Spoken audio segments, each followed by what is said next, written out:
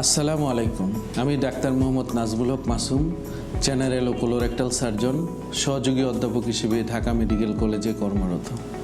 মলদ্বারে কোনো সমস্যা হলেই আমাদের রোগীরা মনে করে থাকেন পাইলস হয়েছে। আর পাইলস হলেই অনেকে মনে করে থাকেন অপারেশন না করলে ভালো হবে না, বা অপারেশনের পরও বারে বারে হয়, এর কোনো চিকিৎসা নেই। আজকে সবার জ্ঞাতার্থে আমার কিছু কথা বলা। মলদ্বারে বিভিন্ন রকম সমস্যা থাকে, যেমন অ্যানাল ফিশার হতে পারে, ফিস্টুলা হতে পারে, রেকটাল পলিপ হতে পারে, পাইপথে ক্যান্সার হতে পারে, পাইলোনিডাল সাইনাস হতে পারে, পাইপথে অ্যাবসেস বা ফোড়া হতে পারে। কাজেই মলদ্বারের সকল সমস্যাই কিন্তু পাইলস না, এটার বিভিন্ন রকম রোগ রয়েছে এবং রোগ ভেদে এর চিকিৎসাও কিন্তু ভিন্ন ভিন্ন রকম। মলদ্বারের রোগ মানেই কিন্তু পাইলস নয়, মলদ্বারের রোগ মানেই কিন্তু অপারেশন নয়। পাইপথে যদি কারো পাইলস হয়ে থাকে তাহলে সাধারণত দেখা যায় মলত্যাগের পর রক্ত যায়। রক্ত যাওয়ার সাথে সাধারণত তেমন কোনো ব্যথা থাকে না। কেউ কেউ বলে থাকেন মলত্যাগের পর একটু বাড়তে একটু মাংস বের হয়, সেটা আবার চাপ দিলে ঢুকে যায়।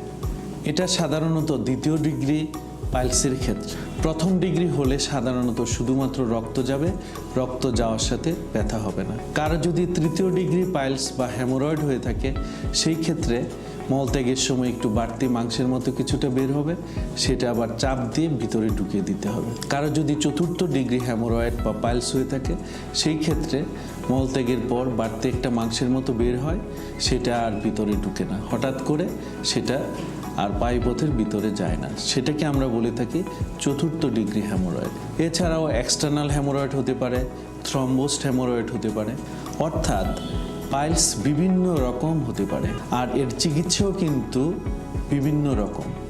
পাইলসের নানাবিধ চিকিৎসা রয়েছে, যেমন আমরা ইনজেকশনের মাধ্যমে চিকিৎসা করে থাকি, রাবার ব্যান্ডিং করে থাকি, স্ক্লেরোথেরাপি দিয়ে থাকি, লেজারের মাধ্যমে চিকিৎসা করে থাকি, ওপেন হেমোরয়েডেক্টমি করে থাকি, ক্লোজড হেমোরয়েডেক্টমি করে থাকি, একটা স্টেপলার গানের মাধ্যমে অপারেশন করে থাকি, যেটাকে আমরা বলে থাকি স্টেপল হেমোরয়েডোপেক্সি অথবা লঙ্গ অপারেশন।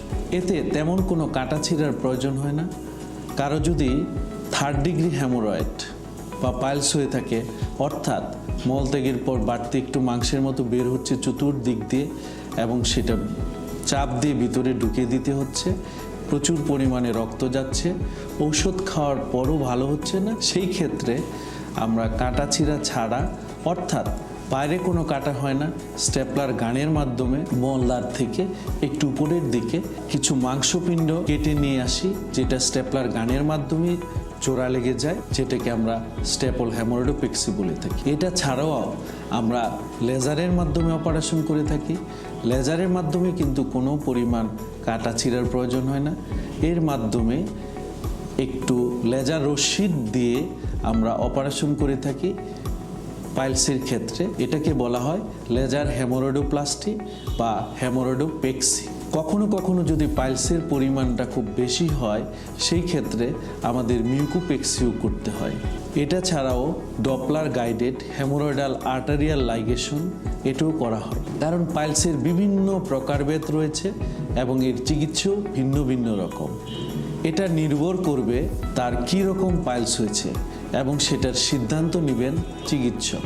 মলদ্বারের পাইলস যদি কারো হয়ে থাকে, অধিকাংশ ক্ষেত্রে কিন্তু এটার অপারেশনেরও তেমন কোনো প্রয়োজন পড়ে না। শতকরা 90% ক্ষেত্রে আমরা শুধুমাত্র খাদ্যাভ্যাস পরিবর্তন করে, প্রচুর পরিমাণে শাকসবজি ফলমূল খেয়ে, নিয়মিত কায়িক পরিশ্রম করে, প্রতিদিন প্রত্যুষে মলত্যাগের অভ্যাস করে এই পাইলসকে নিয়ন্ত্রণে রাখতে পারি।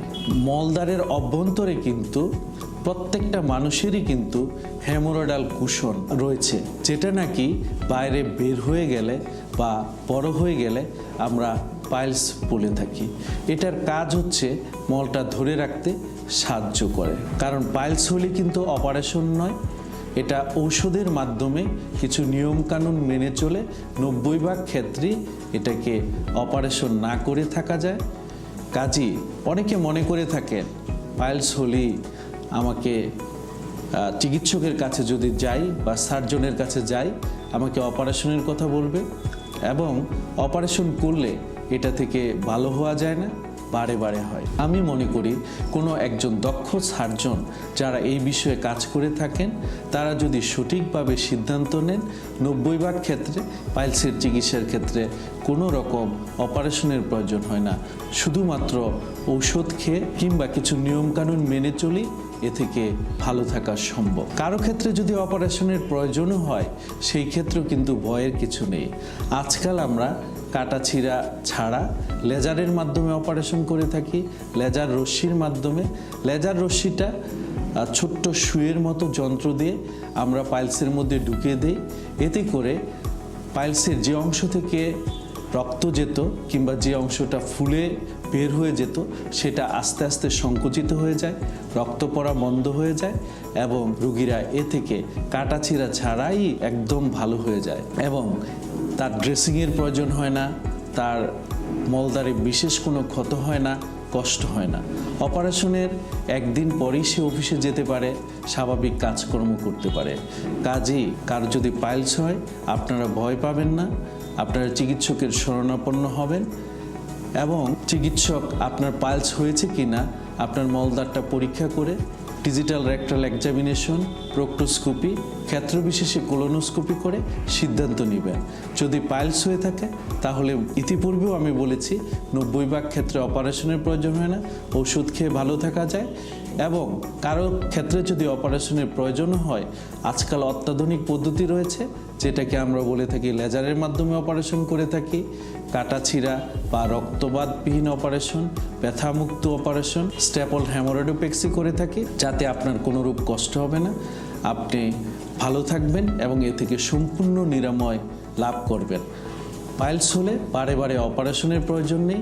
আমরা যে সমস্ত রোগীর অপারেশন করেছি তাদের সফলতার হার প্রায় 98% চেয়েও বেশি। কাজে আপনি ভয় পাবেন না, ভালো থাকেন, সুস্থ থাকেন। ধন্যবাদ।